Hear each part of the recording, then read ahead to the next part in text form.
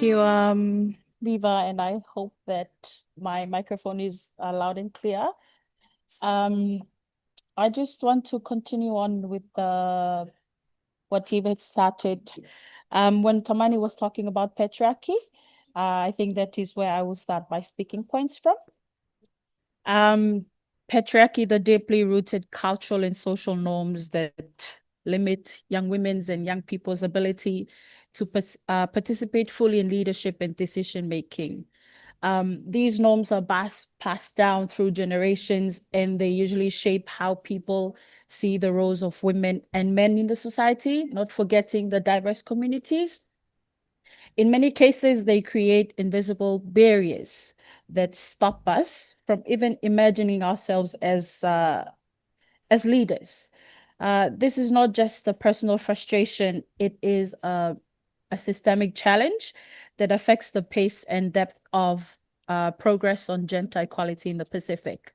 Um, Highlighting from my work in my advocacy work with the organization and as a program associate of the Pacific Women Mediators Network, I often see talented young women with the skills and passion to make a difference. I was once in that stage, but they hold back because they feel that their voices will not be heard or valued. I usually like how the Samoan context, the structure of the context, where they have the community council. Um, but in terms of that, they have the mindset for the youths, they have the mindset that after high school, you study as fast as you can to get a job, the usual ones, either be a doctor or a nurse. That is where their voices are being heard. When I go into spaces filled with young women, it is clear that the challenge is not only about the ability, but about the confidence and their access to opportunities. Um, I have to say that this struggle matters because leaving young women out of leadership and decision making, it weakens our collective ability to address the Pacific's most urgent challenges, especially in the area of climate change and disaster resilience. From looking, we all access to social media, the advocacy work, it's being done by like majority of the population are done by the youth. So let's not, uh, in that, gender equality is not just a human rights issue. It is key to building stronger, more resilient societies. Let's not forget the marginalized groups or the diverse communities that are fighting for their voices to be heard.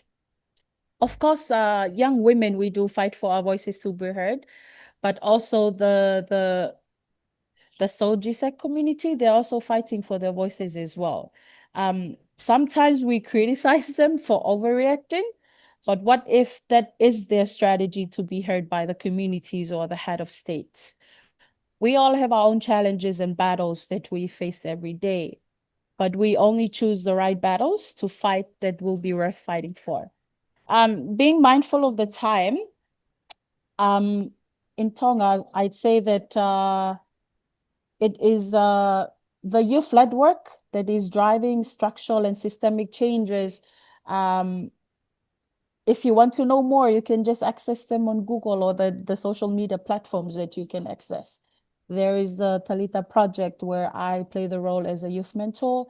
The She Leads Falealea, or that can be translated in your regions as the youth Young Women's Parliament. We also do have Youth Parliament. Shifting to the Pacific regions, we have the Pacific Youth Council, the Pacific Climate Warriors, the Solomon Islands Young Women's Parliamentary Group, Pacific Rainbow Youth Network, and other youth-led organizations that are steering the wheel of transformation. Um, as Viva has done in my introductions, I wear many hats. So I'd like to put here at home, I volunteer as a teacher. So I'd want to put my teacher hat on. We do have strategies in our own regions that is applicable to apply in our own context.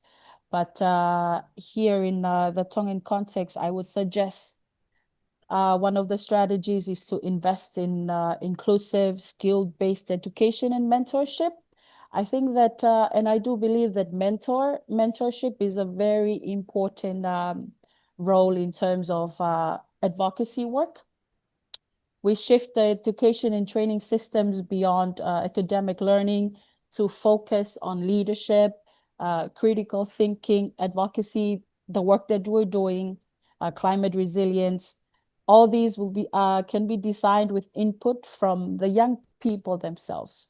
We often underestimate ourselves as young people, but if we see from today's work, we, the young people, we're the ones that are doing most of the work in the communities or even to the global level as well. This matters because many young Pacific Islanders, especially young women or even men, the diverse communities, they hesitate to step into leadership.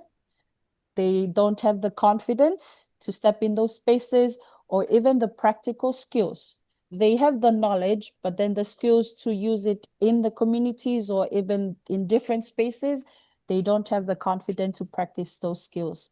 I believe that strengthening these capacities will prepare youths, ourselves, to engage effectively in advocacy and the community change.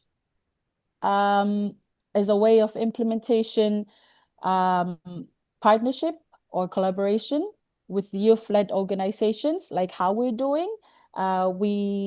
We all tune in from different Pacific Islands, but then our partnerships is what the bond that we have is what's strengthening our work in and also the work that we're doing from the grassroots levels. With these partnerships to co-design curriculums, fund school-based leaderships, and provide continuous trainings and mentorships, or even scholarships that targets underrepresented youth.